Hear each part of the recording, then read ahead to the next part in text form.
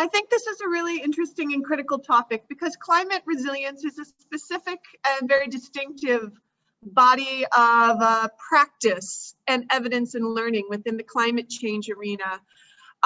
It spans sectors and scales of intervention and embraces the full spectrum of development programming, and yet revisits it and reframes it through a climate lens.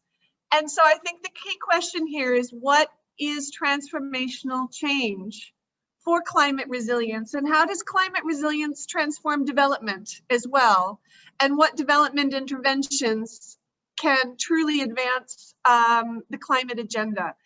Welcome to you all, and thank you for coming. Next slide. We have 4 objectives in this short breakout. One is simply to locate the transformational concepts. What does it mean? And what do they mean within local contexts and actual real life case studies? Secondly, distilling the insights from the case study that's being presented, as well as from our own learning and our own experience, to try to revisit the concept of transformational change and look at how the work we do, the diverse work we do, advances transformational change policy and practice. Provide interactive opportunities to learn from the case studies, and also learning and reflecting on our own knowledge that we can share together as a group in order to identify products and processes to further develop and to advance transformational change. Next slide. I would like to briefly introduce our case study speaker, Simone Burkhardt from the Global Resilience Partnership. She is head of programs, and she is responsible for managing the design, operationalization, and implementation of its worldwide programs. And she holds a PhD in development economics from Wageningen University in the Netherlands. She is presenting today together with her colleague, Mr. Siraz Hirani, who has nearly 20 years of experience in the international development arena, particularly around disaster risk management. And he holds 3 master's degrees, including one from Harvard. Thank you very much, Simone and Siraz.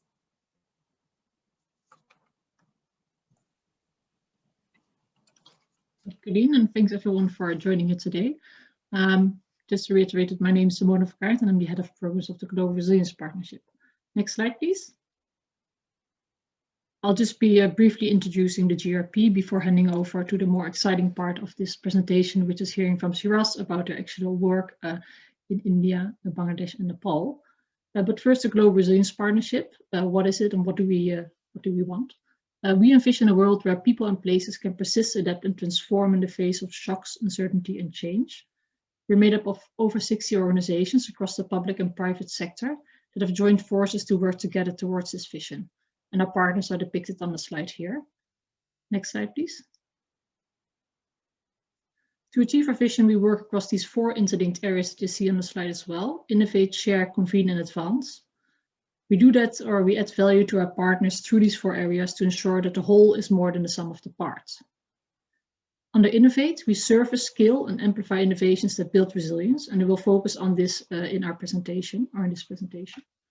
Under share, we synthesize and promote learning on the latest resilience knowledge, practice, and measurement. And we do this, for example, through the Resilience Knowledge Coalition, which has over 400 members and builds on the work of the Resilience Measurement Evidence and Learning Community of Practice, and works in close partnership with the CIF and the TCPL.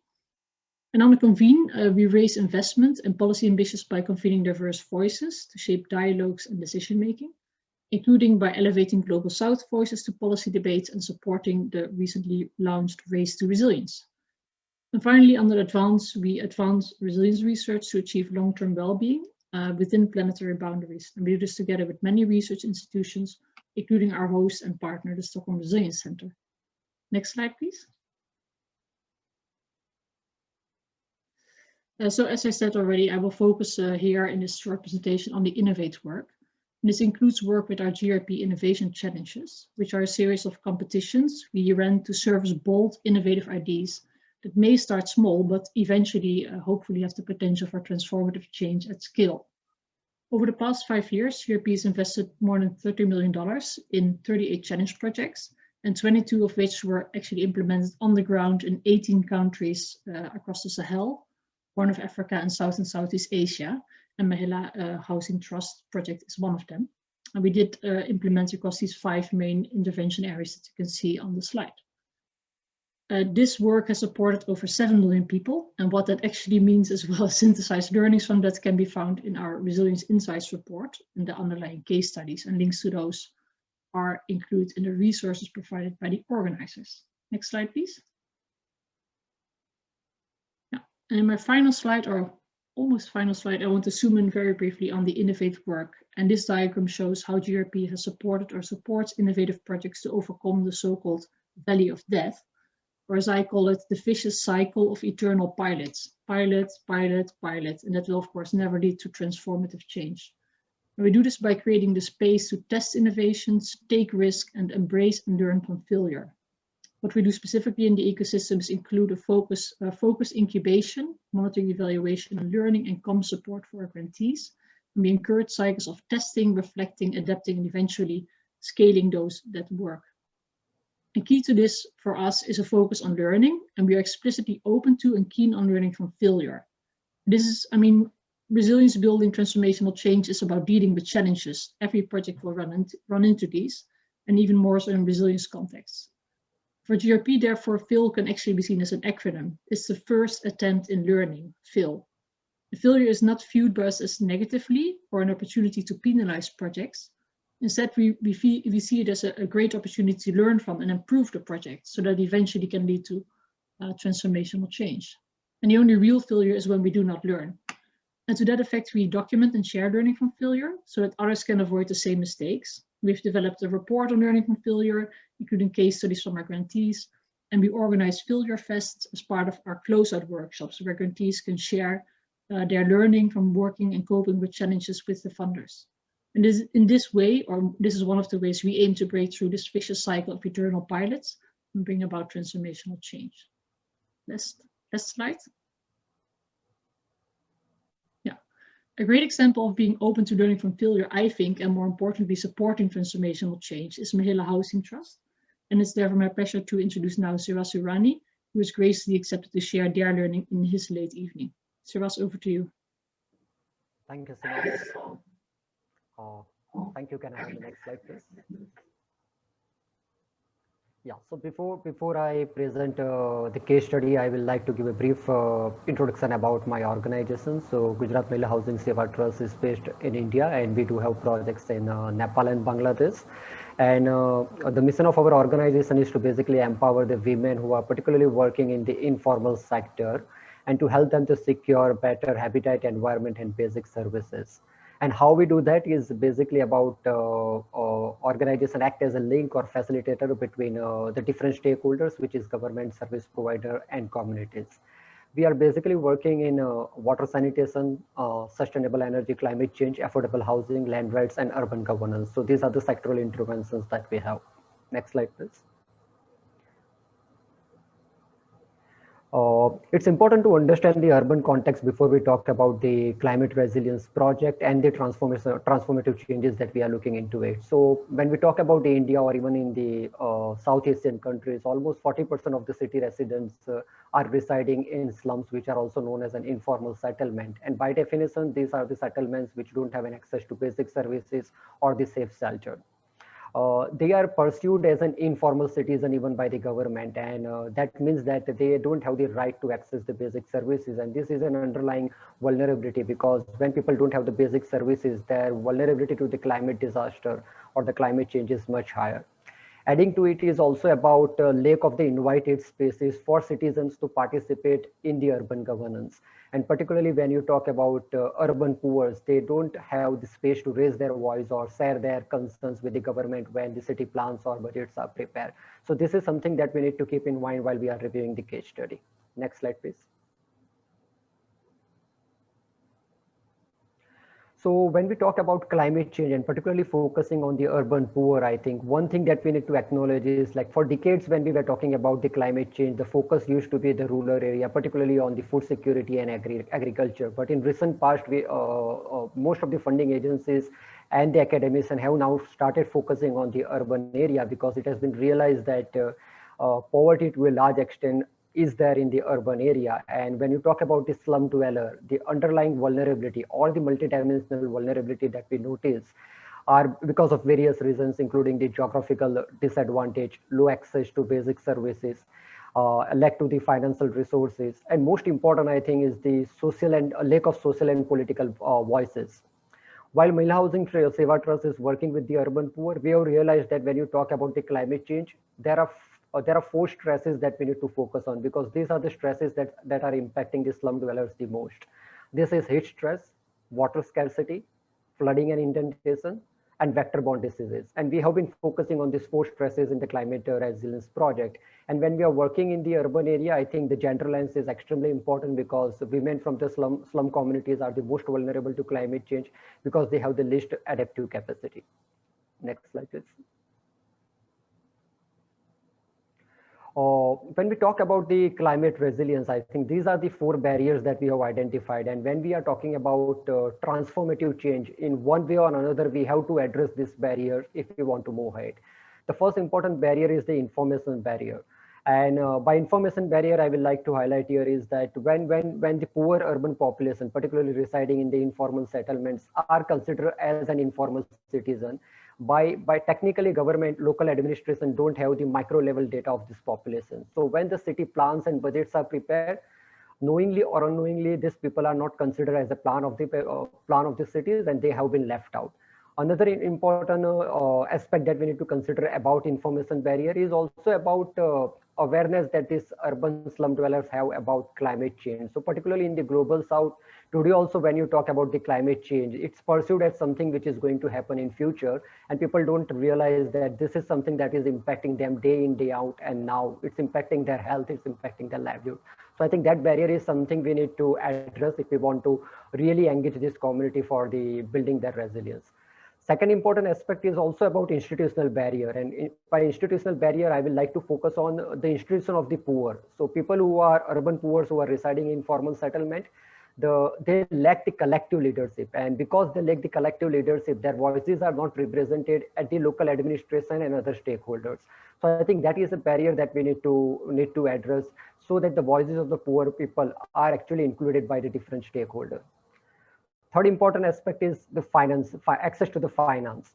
We know that there is no dearth of climate solutions in this world, but poor are unable to access those climate solutions, particularly because of the lack of finance. When these people are staying in informal settlements, and most of them are actually engaged in informal economy, and so the banking institutes are very hesitant to extend them the credit. And even if microfinance institutions are actually extending the credit, these credits are given at a very high interest rates, like 24 to 36%, which actually puts them into the vicious cycle of the poverty. So that's the one aspect that we need to consider. Second is about technological barriers. So we say that, okay, solutions are available in the market, but when we go to these poor people and we talk about these solutions are either not accessible, or if accessible, they are not affordable by the poor people.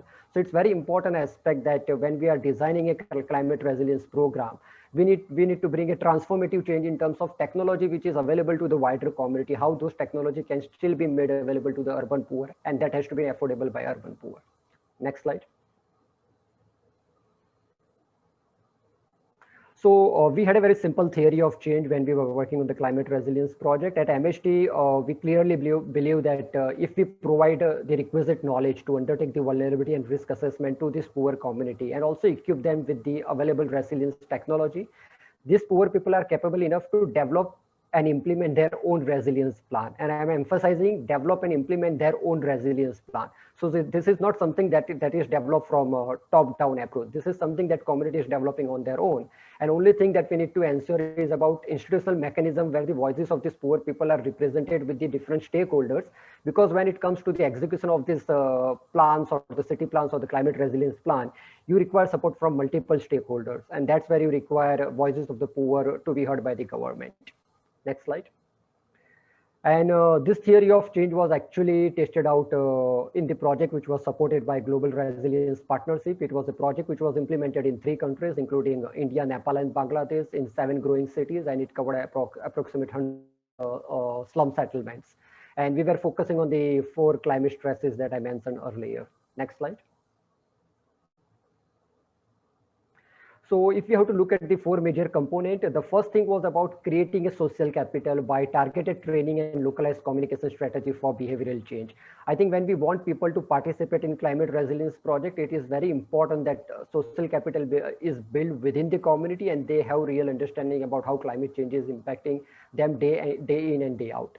Second important component was about piloting the technologies which are available in the market and pilot testing them actually in the slum settlements so that people who are experiencing that technology are more confident about using them in the day-to-day life. Third important component, how to address the financial access barrier. So designing and incubating the financial product that poor people can access so that if they have an access to technology, financial affordability is not an issue. And final, but the most important component was about creating the institutional partnership with the relevant stakeholders. Next slide.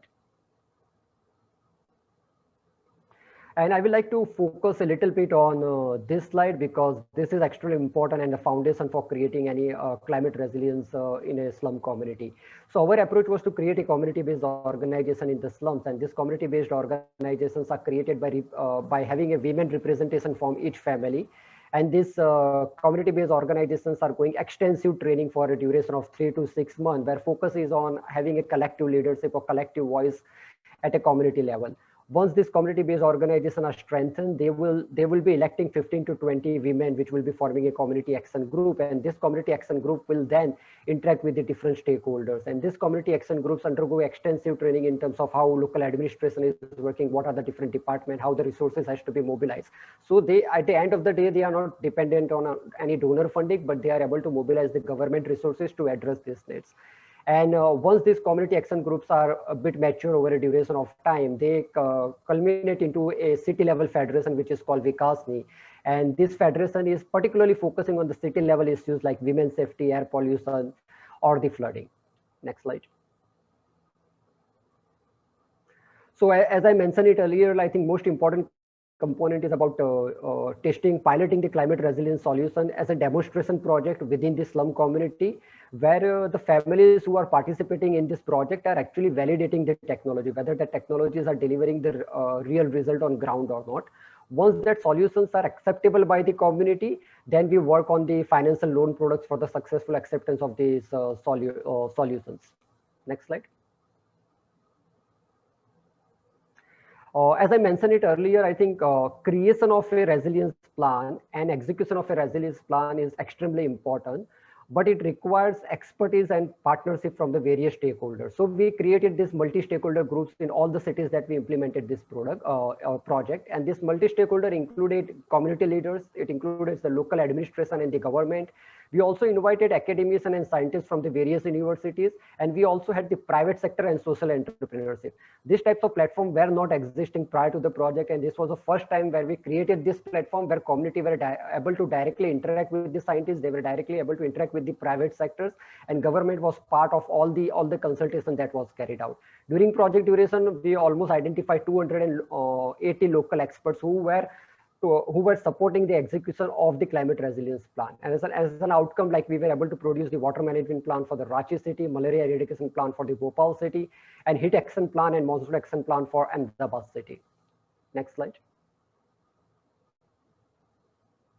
There are lots of outcomes, but I will like to focus that this project was for 18 months, and during that 18 months, almost 4,000 families out of 25,000 families have actually adapted at least one of the climate resilience technology during the project duration. And we had a second phase of this project where this number were almost 3 times than what we have done it in the first project.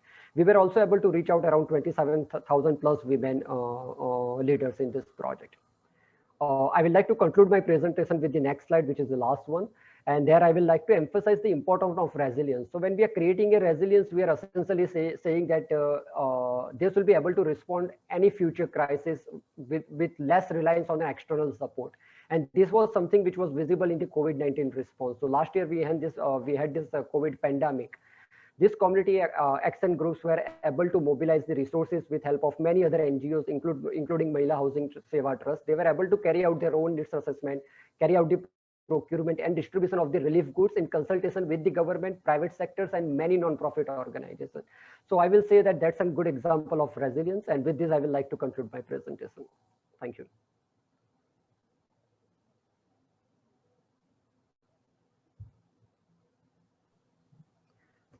Thank you very much, Simone and Siraz. I'd like to open up the floor for questions, discussions, and responses from the participants. If you have further, if there's something you would like them to discuss some more, or if you would simply like to share and reflect on your own experiences. Do we have any questions?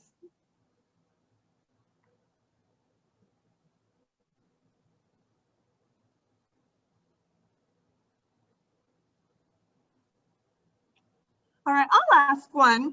Something that I thought you said that was very interesting, Siraz, is about how the residents of the slums are unrecognized citizens. And I think one of the real challenges with working with informal settlements is that people have sometimes uncertain legal status in terms of their community, and that makes it difficult to advocate for physical infrastructure or city services. I'm interested in your thoughts about how important advocacy was around, fundamental rights around land tenure, and how that fits into climate resilience. Thank you. That's a really good question. And that is something we need to understand when we are working with the slum dwellers. You are right that the slums are developed on lands which are owned by government or private sector. And that's the reason that they don't have a legal land rights. But on the other side, we need to understand the constitution of the country. So legally, they are the citizens of the country. And by being the citizens of a country, particularly in India, they have right to basic essential services. Government is bound to provide them the essential services regardless of the land rights. And this is something which is not very well understood by the local government. So we advocate for this. So we say that you don't provide them the legal rights if you think that this is a government land and it has to be used for some other purpose, but you delink the provision of the essential services from the land rights. So till you have a better housing facilities for these people, as a government, you are responsible to provide them essential services. That's our advocacy point, that you delink the basic services from the issue of the land rights. The moment you do that, you are catering to the needs of the urban poor, and in a long run, you have to work for the housing issues. Because slums are developed and it's going to develop if your housing issues are not resolved. If housing markets are not affordable by urban poor, they are forced to settle down on the lands which are occupied by government and private sectors. All right, Jess, you had a question? Yeah, thanks, Colleen, and thanks for a great presentation. It seemed like from what I saw in the presentation that you had done this barrier analysis and then you had designed components of the intervention that addressed each of those barriers, which is a great strategy. I wondered if you could talk a little bit more about the financial barrier, because I've seen other adaptation intervention, resilience interventions where that barrier is especially persistent, lack of collateral, these issues that get in the way of lower income individuals being able to access technology solutions. And that's a barrier that can persist and then really affect the ability of an intervention to be scaled, to be sustainable. And I wondered if you might just expand a little bit on that in your experience, how that played out, and if indeed that barrier was able to be overcome to support scaling. Yeah. So I think to address the financial inclusion barrier, we need to understand that most of the banking institutions are working on the credit risk assessment mechanism, which greatly relies on income documentation and the legal rights to the land. And you don't have both of this with the people who are residing in informal settlement. So there has to be an alternate credit risk assessment system in place. And so this was not something done in this project, but there are many slums where MST was working with the slum developer prior to this project also. So we had an in-depth knowledge about each and every household who were residing in those slums, about their livelihood, about their earning capacity, and about their expenditure. So we shared all that data with the microfinance institutions who were working there. And they developed a alternate credit risk assessment system based on which the credits were provided. So they were unable to provide the credit for a longer duration. Like if you go to a bank, you will get a loan for 5 or 10 years. They restricted it to 36 months. But at least after 36 months, that microfinance institution has a credit history of that person. And after that, they were able to extend from 36 months to 60 months. So I think it's a gradual process. The main thing is that we have to find out an alternate credit risk assessment system if we are talking about financial inclusion for this group of people. Okay, thank you.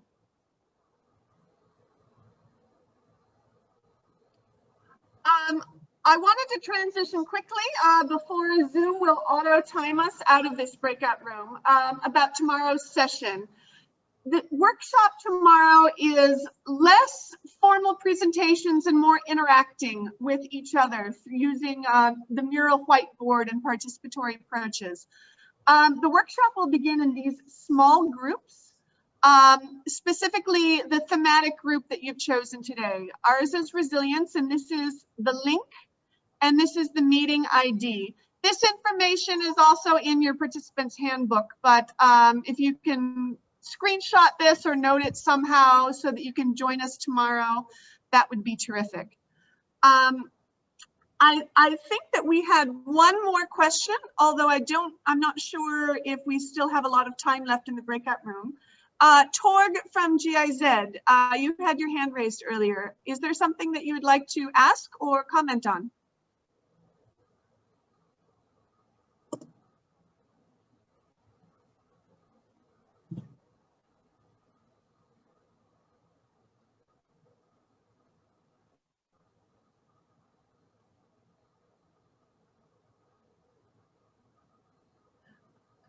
I think we've lost Torg. Are there any other comments or closing thoughts or questions? I think we're out of time. Everyone should click on the Leave Breakout Room link and it will automatically direct you back to the plenary. Thank you very much, and especially thank you to Simone and Siraz.